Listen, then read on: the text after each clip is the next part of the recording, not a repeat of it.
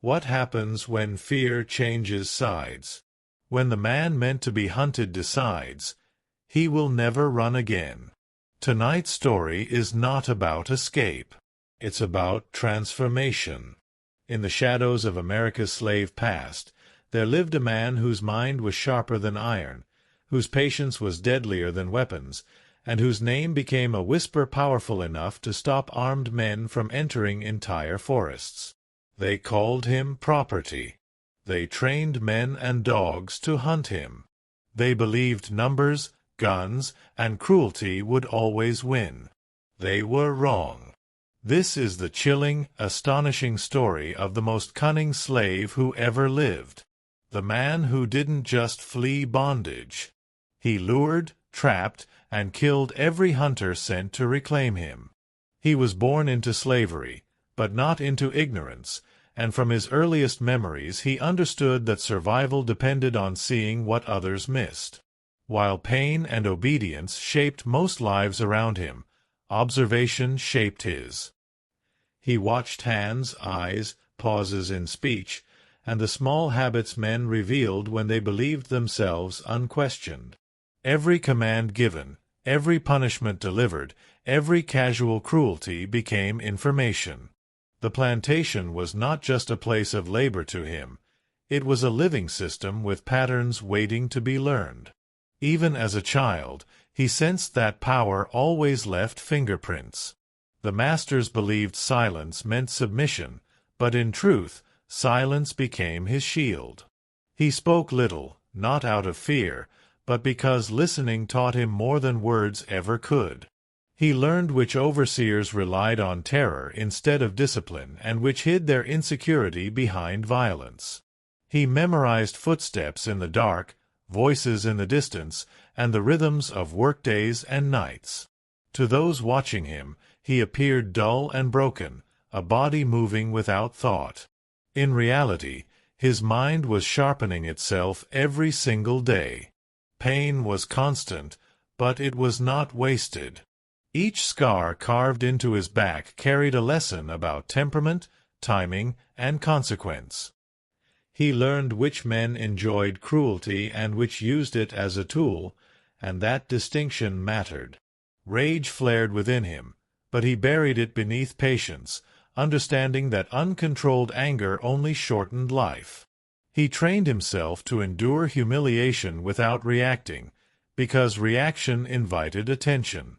Attention was dangerous, and danger was something he intended to control, not suffer. Books were forbidden, but knowledge still found him. Discarded papers, overheard conversations, whispered prayers, and half-finished lessons stolen from others became fragments he assembled into understanding. He learned words, numbers, and ideas without ever being formally taught.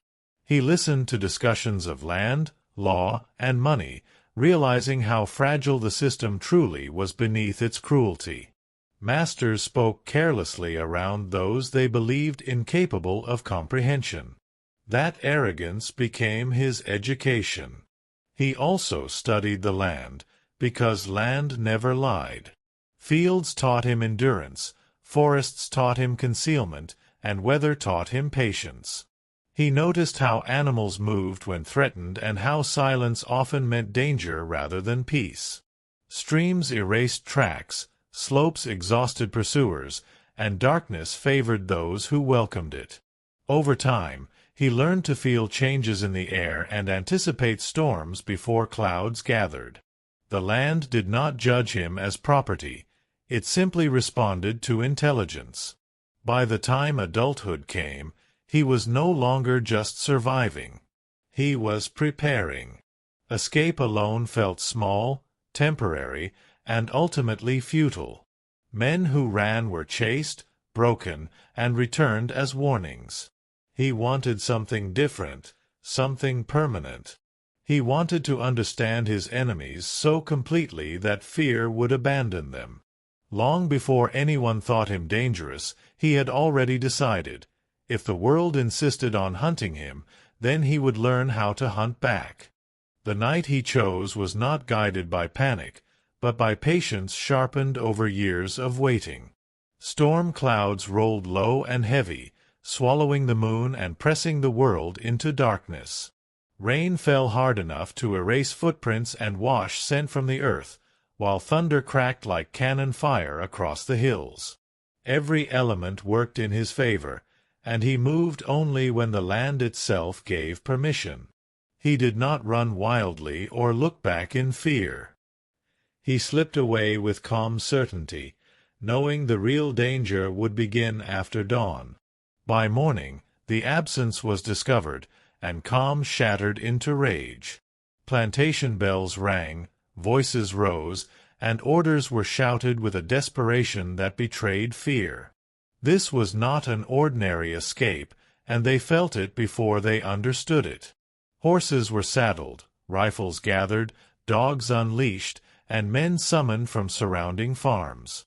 A bounty was announced large enough to rot morals instantly, turning neighbors into hunters.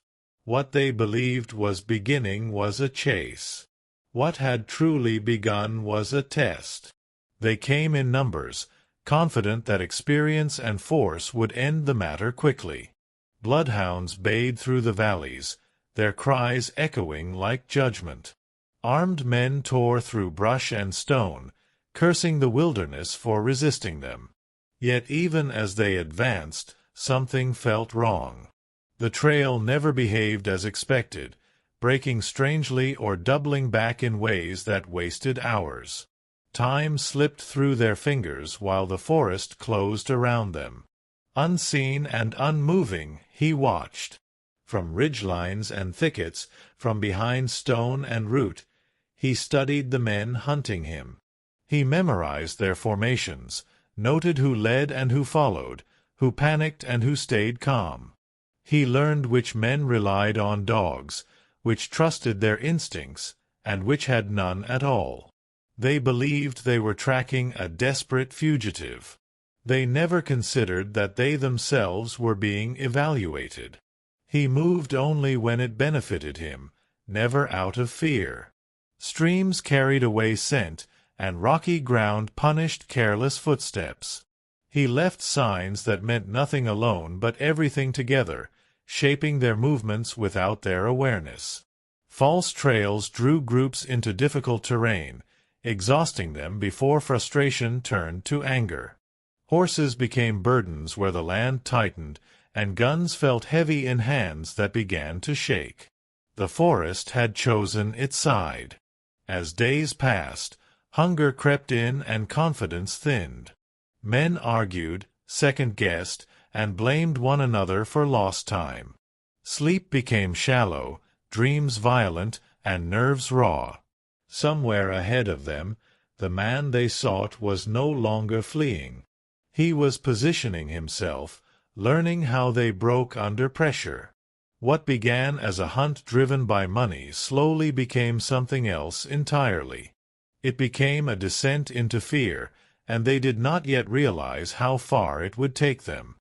The first death changed everything, not because a man had fallen, but because the rules had shattered. Until that moment, the hunters believed danger flowed in only one direction. They expected pursuit, exhaustion, and eventual capture. What they found instead was design. The trap was not crude or hurried. It was deliberate, patient, and cruelly intelligent. When they heard the screams echo through the valley, something ancient stirred inside them. Fear, long used as a weapon, had finally found its way home. When they reached the pit, silence followed the horror. The placement was perfect, the construction thoughtful, the intent unmistakable. This was not the work of desperation but of calculation. The missing rifle, the neatly arranged boots, the message carved with calm precision spoke louder than any threat. It told them they were no longer chasing prey. They were moving through a space where someone else controlled outcomes. For men used to dominance, that realization cut deeper than any wound. From that point on, the forest became hostile in ways they could not explain. Every snapped twig sounded deliberate, every shadow felt occupied. They slept with weapons in hand, waking at imagined sounds and accusing one another of mistakes. The dogs grew restless, confused by trails that bent against logic. Orders were shouted, then questioned, then ignored. Authority began to dissolve under pressure. The confidence that once carried them forward now dragged behind them like dead weight. The second lesson came harder, because it targeted pride. One of the most experienced men believed himself immune to tricks. He followed signs that seemed too obvious to ignore, convinced he was finally closing in. When the trap was sprung, it was elegant in its simplicity and devastating in its effect. Pinned and helpless, he faced not a raging animal, but a calm voice that knew his name, his past, and his crimes. In that moment, terror replaced disbelief. Word spread through the hunting parties faster than reason could contain it. Men began refusing to walk alone, then refusing to lead at all. Some wanted to quit, others to burn the forest itself.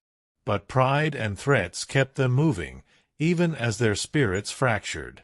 They started seeing patterns where none existed and missing the ones that mattered. The forest echoed with whispers of a presence that seemed everywhere at once. They were no longer hunting a man. They were surviving an intelligence. By the end of that week, the balance had fully shifted. 3 men were dead, others wounded, and all of them shaken. Supplies ran low, nerves ran thinner, and trust evaporated completely. They had set out believing violence would guarantee victory. Now they understood that violence without understanding was useless. Somewhere in the darkness, the man they chased had stopped running entirely. And in that stillness, fear had learned a new master. By the time the overseer joined the hunt, the forest already belonged to someone else. He arrived armed, guarded, and alert, knowing better than most what kind of mind he was facing. Years of cruelty had taught him the enslaved man was observant, patient, and dangerous in ways violence alone could not fix. He stayed surrounded by others, slept lightly, and trusted no shadow. Yet caution carried its own weakness. Paranoia narrowed his thinking, pushing him toward certainty where none existed. The man in the forest understood this perfectly. He began shaping the hunt not with speed, but with suggestion. Trails appeared just clear enough to be tempting, mistakes that felt familiar, almost comforting. The overseer believed he recognized old patterns, the same desperate errors made in earlier failed escape attempts. That belief fueled confidence, and confidence dulled caution. Every step forward felt earned, not manipulated. Slowly, the overseer allowed himself to believe the pressure was finally working. At the same time, the forest itself seemed to turn hostile. Sleep vanished as sounds circled camps at night, never close enough to confront, never far enough to ignore. Personal items from dead men appeared where they should not be, arranged deliberately, unmistakably placed. Tension spread through the hunting party like rot, turning allies into suspects. Whispers replaced trust, and accusations replaced coordination. The enslaved man never needed to attack them directly. He let their minds do the work. The valley was chosen long before they entered it. Narrow, steep, and deceptive, it felt like a trap meant for prey, not predators. When the overseer led his group inside, he believed he was cornering a desperate man. What he had actually done was step into a weapon. The exits collapsed in thunder and dust, sealing them inside a natural prison. Panic erupted instantly, shattering any remaining discipline. The sound of falling stone marked the end of pursuit. From above, the man they had hunted appeared not as a beast, but as judgment made flesh. He spoke calmly, without rage, naming memories the overseer had tried to forget. Every lash, every theft of dignity, every life ruined was brought into the open. The violence that followed was swift, precise, and merciless. The valley had been prepared for this moment, every echo calculated, every movement anticipated. There was no randomness, only consequence. The overseer was left for last, not out of mercy, but purpose. As he bled, he was forced to listen, to understand that this death was not chaos but accounting. His body became a warning, displayed where it would be seen and remembered. The message carved nearby did not threaten. It explained. Cruelty, long unchallenged, had finally been answered. And when silence returned to the valley, the forest exhaled, knowing a debt had been paid. When the killing stopped, the forest did not return to normal. It held its breath, as if listening for footsteps that never came. The hunting parties dissolved quietly, survivors drifting back to towns with stories they struggled to tell. Officials dismissed the deaths as misadventure, animal attacks, or exaggeration born of fear. No one wanted to admit that control had failed so completely. Silence became policy, because truth would have required reckoning.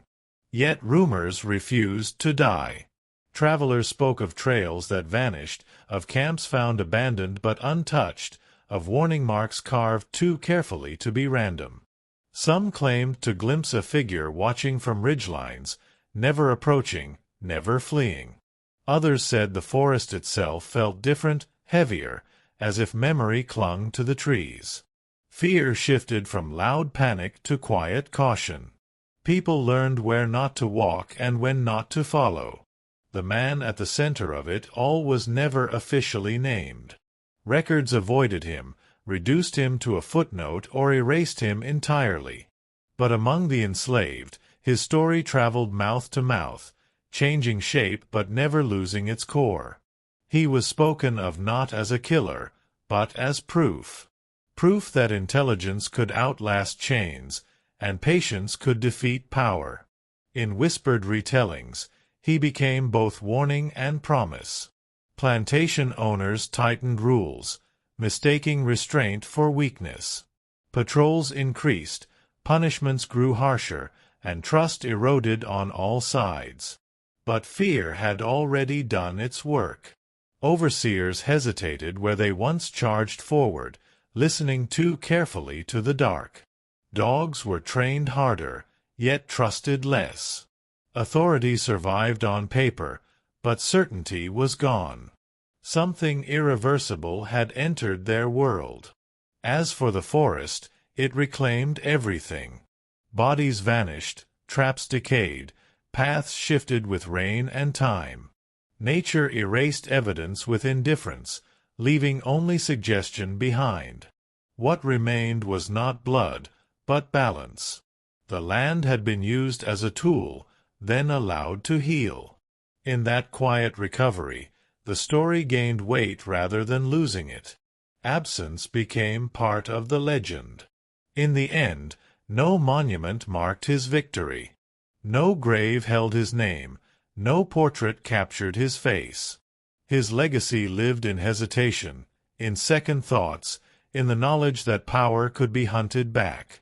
The most dangerous thing he left behind was not fear, but understanding. That oppression creates students, and some learn very well. Long after the forest fell silent, that lesson continued to walk free.